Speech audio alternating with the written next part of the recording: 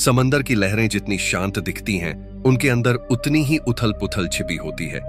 और जब इन लहरों के बीच एक अकेला टावर खड़ा होता है, वो सिर्फ रास्ता नहीं दिखाता, वो वक्त की चुप कहानियों को भी जीता है। जी हां, हम बात कर रहे हैं लाइट हाउस की। पर ये लाइट हाउस महज इमारतें नहीं हैं, ये पहरेदार हैं उन रहस्यों के जिन्हें इतिहास ने तो नहीं लिखा, लेकिन समंदर ने अपने सीने में दफन कर रखा है। कुछ ऐसे लाइट हाउस भी हैं जहां रोशनी से ज्यादा साए दिखते हैं और जहां दीवारें भी फुसफुसाती हैं। एक लाइट हाउस ऐसा भी है जहां 3 आदमी बिना किसी सुराग के गायब हो गए। एक और जिसे रेत ने धीरे धीरे निगल लिया।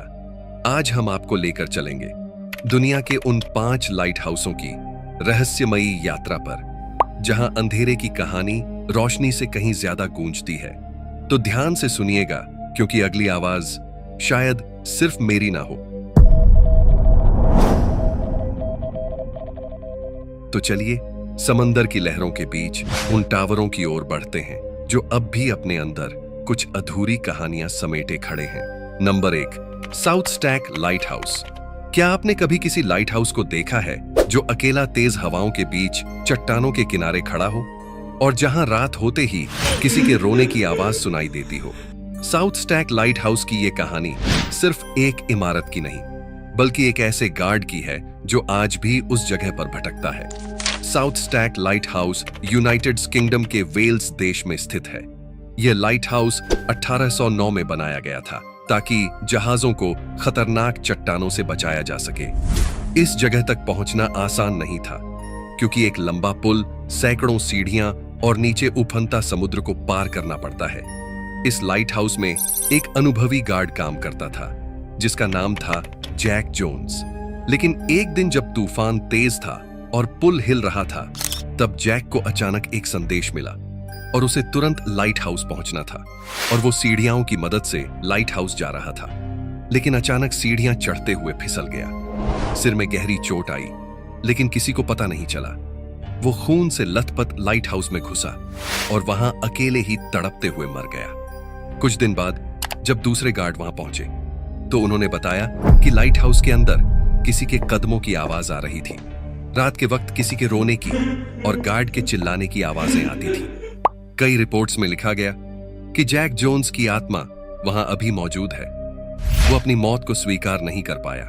आज साउथ स्टैक लाइट हाउस एक टूरिस्ट स्पॉट है।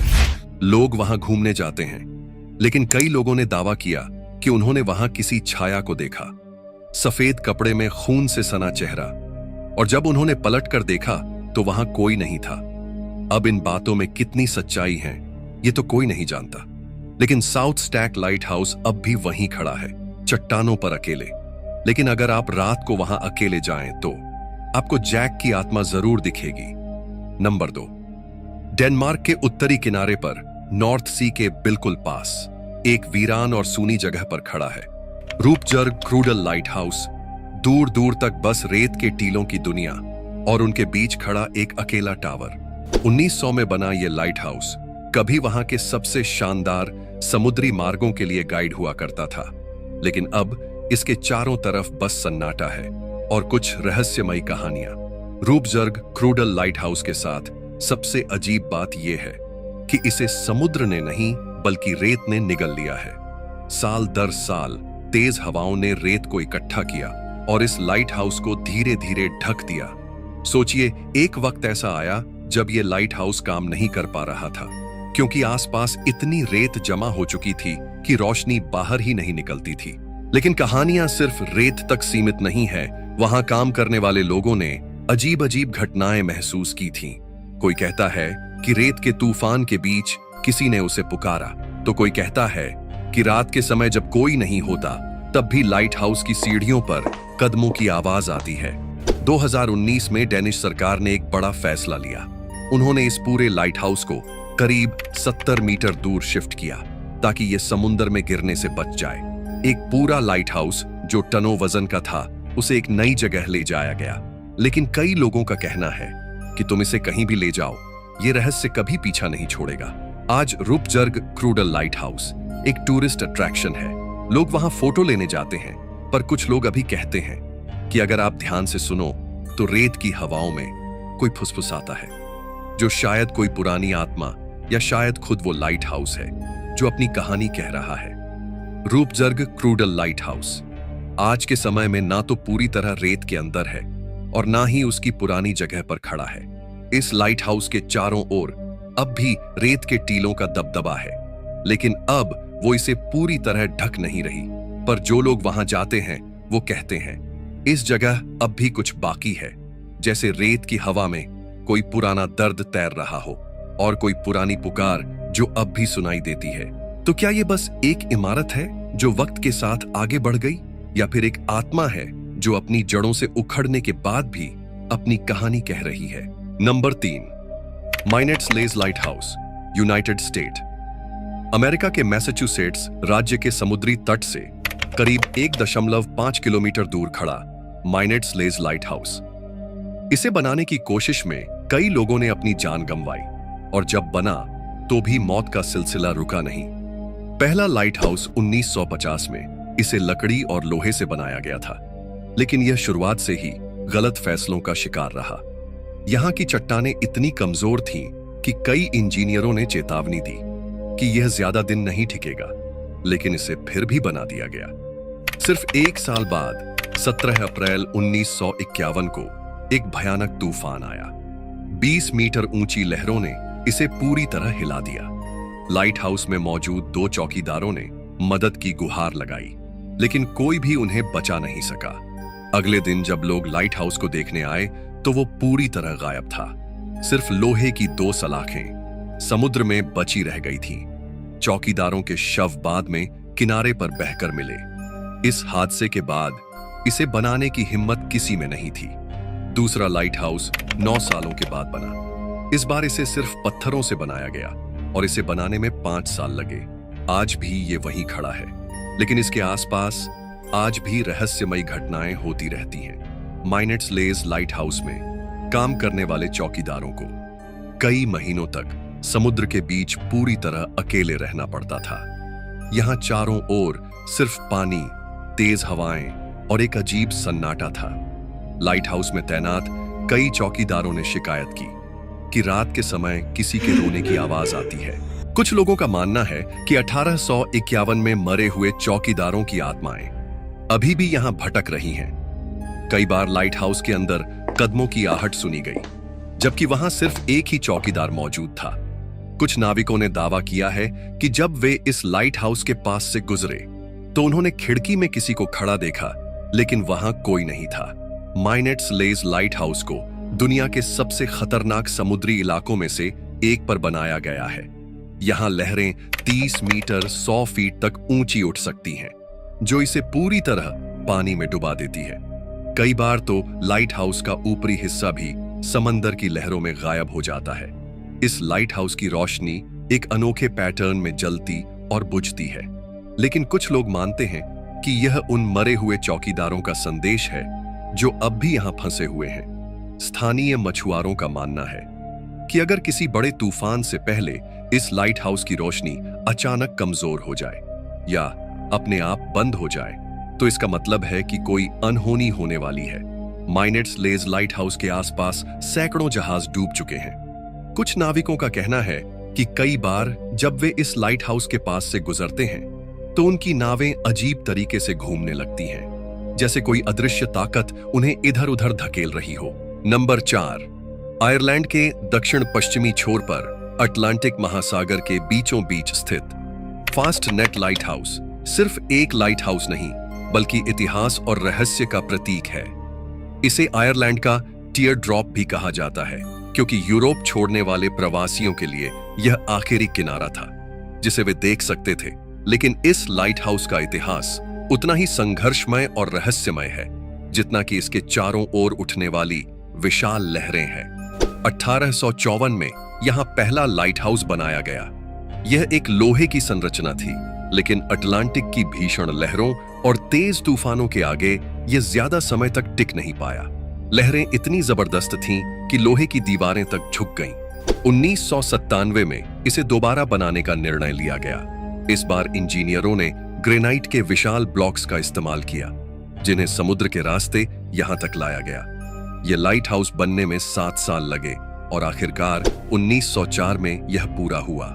यह अब 28 मीटर 92 फीट ऊंचा है और इसे इस तरह डिजाइन किया गया कि यह किसी भी तूफान का सामना कर सके। शुरुआत में फास्टनेट लाइट हाउस को पूरी तरह से इंसानों द्वारा संचालित किया जाता था। यहां हर समय 3 से 4 लोग तैनात रहते थे, जिन्हें लाइट हाउस कीपर कहा जाता था। इनका मुख्य काम था हर रोज तेल से जलने वाली लाइट को बनाए रखना ताकि यह कभी बुझ न जाए, लेंस को साफ करना ताकि रोशनी दूर तक पहुंचे, तूफान के दौरान अंदर बंद रहना और इस बात का ध्यान रखना कि लाइट चालू रहे। यह एक बेहद कठिन और खतरनाक नौकरी थी, क्योंकि यहां रहना किसी कैद से कम नहीं था। महीनों तक इन्हें किनारे पर लौटने का मौका नहीं मिलता था। 1990 के दशक में दुनिया के कई लाइट हाउसों की तरह फास्टनेट लाइट हाउस को भी ऑटोमेटेड कर दिया गया। अब इसे कंप्यूटर और सैटेलाइट की मदद से नियंत्रित किया जाता है। इसमें 5 मिलियन कैंडल पावर की LED फ्लैश लाइट लगी है, जो हर 5 सेकंड में एक बार चमकती है और इसे 50 किलोमीटर दूर से भी देखा जा सकता है। अब यहाँ इंसानों की जरूरत नहीं रही। 1997 में आखिरी बार यहाँ कीपर तैनात थे और उसके बाद से यह पूरी तरह मानव विहीन हो गया। इतिहास में कई बार इस लाइट हाउस से रहस्यमयी संकेत आते रहे हैं। कई जहाजों के नाविकों ने बताया कि उन्हें लाइट हाउस के अंदर से अजीब आवाजें सुनाई देती हैं, जबकि वहां कोई मौजूद नहीं था। कुछ पुराने लाइट हाउस कीपर्स का मानना था कि यहां उन नाविकों की आत्माएं भटकती हैं जो 1989 की फास्टनेट रेस डिजास्टर में मारे गए थे। ये समुद्री इतिहास की सबसे भयानक दुर्घटनाओं में से एक थी, जब एक भयंकर तूफान के कारण 15 नाविकों की मौत हो गई और 5 नावें डूब गईं। कई मछुआरों ने यह दावा किया है कि जब वे इस लाइट हाउस के पास आते हैं तो उन्हें कभी कभी खिड़कियों में परछाइयां दिखती हैं और लाइट हाउस के अंदर से किसी के कदमों की आवाज सुनाई देती है, जबकि अब ये पूरी तरह ऑटोमेटेड है और वहां कोई इंसान मौजूद नहीं होता। चाहे कितने भी तूफान आए, कितनी भी ऊंची लहरें उठें, फास्टनेट लाइट हाउस सदियों से जल रहा है और आगे भी जलता रहेगा। Number 5, Tourlitis lighthouse, Greece. Tourlitis lighthouse Greece के एंडरोस द्वीप के छोरा बंदरगाह के प्रवेश द्वार पर स्थित है। यह दुनिया के सबसे अनोखे लाइट हाउसों में से एक है, क्योंकि यह किसी द्वीप पर नहीं बल्कि समुद्र के बीच एक अकेली चट्टान पर खड़ा है। इसे देखने पर ऐसा लगता है जैसे यह कोई काल्पनिक चित्र हो, लेकिन यह वास्तव में मौजूद है और 1 जनवरी 1897 को पहली बार इसे चालू किया गया। पहले इसे मैन्युअल रूप से संचालित किया जाता था, यानी लाइट हाउस कीपर को यहां तैनात रहना पड़ता था। उन्हें हर रोज लाइट जलाने और इसे मेंटेन करने का काम करना पड़ता था, लेकिन यहां काम करना आसान नहीं था। चट्टान के ऊपर बने होने के कारण यह एक खतरनाक स्थान था। यहां तक पहुंचना सिर्फ नाव के जरिए ही संभव था, और जब समुद्र में तूफान आता था तो यहां तक पहुंचना नामुमकिन हो जाता था। कहा जाता है कि कई बार लाइट हाउस कीपर हफ्तों तक यहां फंसे रह जाते थे, क्योंकि समुद्र की लहरें इतनी ऊंची होती थीं कि किसी भी नाव का यहां पहुंचना असंभव हो जाता था। 1994 में ग्रीस के प्रसिद्ध व्यापारी गुलांद्रिस परिवार ने इसे पुनर्निर्मित कराया। उन्होंने अपनी मृत बेटी की याद में इस लाइट हाउस को दोबारा बनाने के लिए धन दिया। इस बार इसे पहले से भी अधिक आधुनिक तरीके से बनाया गया। इसे 3D मॉडलिंग तकनीक की मदद से फिर से खड़ा किया गया, जिससे यह ग्रीस का सबसे आधुनिक लाइट हाउस बन गया। अब यह पूरी तरह ऑटोमेटेड हो चुका है। अब यहां कोई कर्मचारी नहीं रहता और यह अपने आप जलता और बुझता है। टोरलिटिस लाइट हाउस की ऊंचाई 7 मीटर है और इसका फोकल प्लेन समुद्र तल से 36 मीटर ऊपर स्थित है। यह एकमात्र लाइट हाउस है जो समुद्र में एक चट्टान पर बना है, जिससे यह एक विशेष आकर्षण बनता है। यह पूरी तरह स्वचालित है और अब किसी लाइट हाउस कीपर की आवश्यकता नहीं है। टोरलिटिस लाइट हाउस के साथ कोई ज्यादा भूतिया घटनाएं दर्ज नहीं है, लेकिन इसकी स्थिति और इतिहास के कारण यह कल्पनाओं और कहानियों का विषय बन चुका है। कई लोगों का मानना है कि इस लाइट हाउस के पास एक अजीब ऊर्जा है, क्योंकि यह अकेले समुद्र में खड़ा है और यहाँ कभी-कभी रहस्यमयी रोशनी दिखाई देती है। कुछ नाविकों ने दावा किया है कि उन्होंने इस लाइट हाउस के आसपास अनजानी छायाएं देखी हैं, जबकि कुछ का कहना है कि उन्होंने समुद्र में अजीब आवाजें सुनी हैं। हालांकि इन दावों की कोई ठोस पुष्टि नहीं हुई है। तो ये थे वो 5 लाइट हाउस जो आज भी सिर्फ समंदर के किनारे नहीं बल्कि रहस्यों, आत्माओं और अधूरी कहानियों के गवाह हैं। कभी तेज लहरों की गर्जना में तो कभी सन्नाटे की चीख में। इन लाइट हाउसों से निकलती है एक पुकार जो शायद आज भी किसी जवाब की तलाश में है। अगर आपको ये वीडियो पसंद आया हो तो लाइक जरूर करें, और अगर आप भी ऐसी ही रहस्यमयी और डरावनी कहानियों के शौकीन हैं तो चैनल को सब्सक्राइब कर लें और बेल आइकन दबाना न भूलें, ताकि अगली बार जब कोई रहस्य आपके दरवाजे पर दस्तक दे तो आप उसे मिस न करें।